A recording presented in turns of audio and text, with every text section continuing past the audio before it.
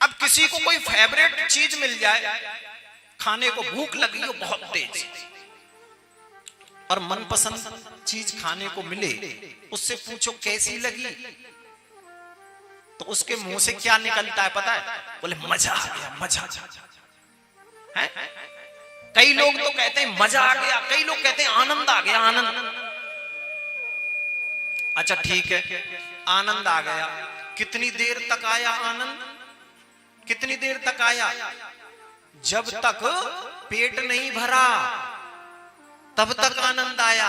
लेकिन जैसे ही पेट भरा, फिर कोई तुमसे कहने लगे थोड़ा सा और ले लो, तो क्या कहेंगे? नहीं नहीं नहीं, बस बस बस हो गया। कितनी देर का आनंद है भाई? जब तक पेट नहीं भरा। ये तो थोड़ी देर का आनंद है। लेकिन एक आनंद ये भी होता है जो कभी खत्म नहीं होता, कभी खत्म नहीं होता। ऐसा लगता है ये आनंद मिलता रहे, मिलता रहे, मिलता रहे। कभी वृंदावन जाना तो इस्कॉन टेम्पल जाना, बिहारी जी के मंदिर जाना, एक दो तीन चार मंदिर ऐसे हैं, जब तुम उनमें जाओगे, प्रवेश करोगे मंदिर में जाते ही तुमको ये लगेगा यहां से जाना नहीं है। ऐसा मन करता है कि बस यहीं बैठ जाएं, यहीं बस बैठे ही रहें आनंद मन में। आप अगर वहां कीर्तन चल रहा होगा तो वहां आप नृत्य करोगे, वहां ना तुम्हें शर्म लगेगी ना बिल्कुल संकोच लगेगा, कैसा भी कि कोई देख रहा है कि नहीं। क्यों? आनंद मिल रहा है। और जब वहां से मंदिर से लौटते हैं, बाहर आते हैं, तो तुम्हें लगता है बेकार है, वही अच्छा था। कहीं कहीं कथा सुनने जाते हैं, उनको सुनने में इतना आनंद लगता है कि वो सोचते हैं कि ये चलती रहे, खत्म ना हो। जो सुनने आते हैं सच में खत्म ही ना हो। क्यों? क्योंकि भगवान की है ये। जिसका संबंध भगवान से जुड़ गया, यानी जिसके हृदय में राम नाम बंद है, उसको हर घड़ी आनंद ही आनंद। तो आनंद संसार में नहीं है, आनंद संसार में नहीं होता। आनंद सिर्फ भगवान में होता है। भगवान, चाहे वो भगवान की कथा हो, भगवान का कीर्तन हो, भगवान का मंदिर हो, भगवान का स्थान हो, भगवान का घर हो, भगवान का धाम हो, वही आनंद। तो तीन चीजों से मिलकर के भगवान का रूप सत्य, चित्त और आनंद, तीन चीजों से मिलकर के परमात्मा बने हैं। इसीलिए भगवान का एक नाम है सच्चिदानंद। जिसका संबंध भगवान से जुड़ गया, उसको जीवन में सिर्फ आनंद ही आनंद है, और कुछ है ही नहीं।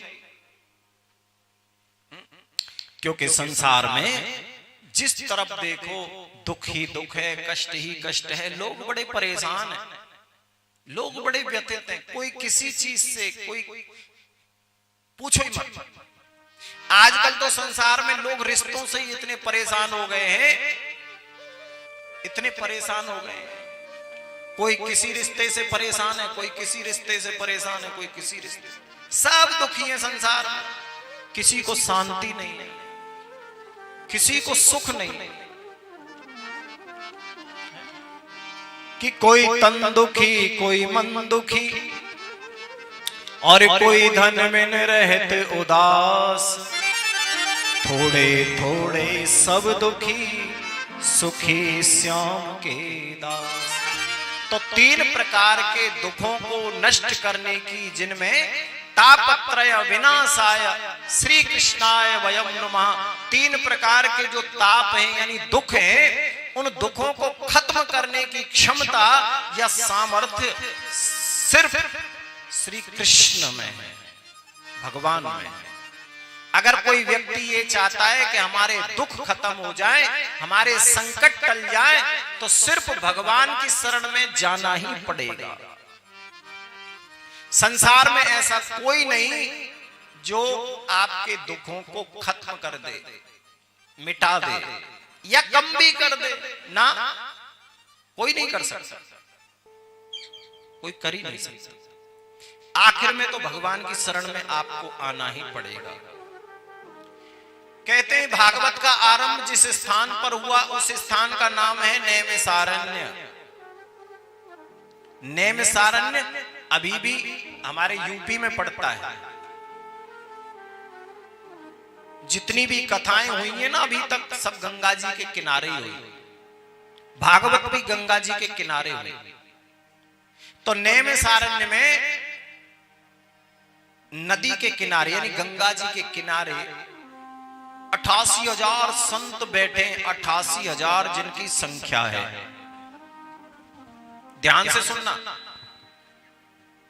एक से एक बड़े वीतरागी संत, कोई 1 लाख वर्ष का है, कोई 50,000 वर्ष का है, कोई 20,000 वर्ष का है, कोई 25,000 वर्ष का है। लोग पहले उम्र बहुत लंबी हुआ करती थी। लोगों की जो आयु थी ना वो बहुत लंबी हुआ करती थी। लंबी आयु सतयुग में। और कितनी हुआ करती थी? बोले कम से कम 1 लाख वर्ष आदमी जिंदा रहता था। 1 लाख वर्ष। सोचो कितनी लंबी उम्र थी लोगों की। कब? सतयुग में।